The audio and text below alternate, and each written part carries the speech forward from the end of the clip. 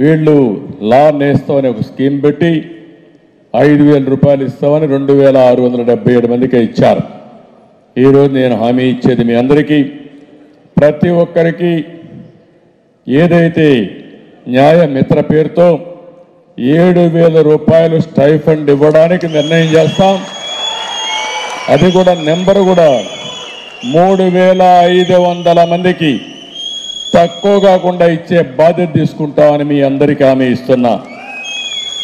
ఇది కాకుండా రెండోది మీరు చూస్తే 100 కోట్లు ఇస్తానని 25 కోట్లు ఇచ్చాడు. నేను ఒకటే హామీ ఇస్తున్నా, 100 కోట్లు ఇస్తామని చెప్పి 100 కోట్లు మీకు ఇచ్చే బాధ్యత తెలుగుదేశం పార్టీ, జనసేన, బీజేపీ మేమందరం కలిసి సమిష్టిగా తీసుకుంటాం. కార్పస్ ఫండ్ రిలీజ్ చేస్తామని చెప్పి కూడా నేను మీకు తెలియజేసుకుంటున్నాను. ఇది కాకుండా మెడికల్ క్లెయిమ్స్, అదే మరి యాక్సిడెంట్ పాలసీ, ఇవన్నీ కూడా మనం ప్రీమియం కట్టాలి. కనీసం 5 లక్షల రూపాయలు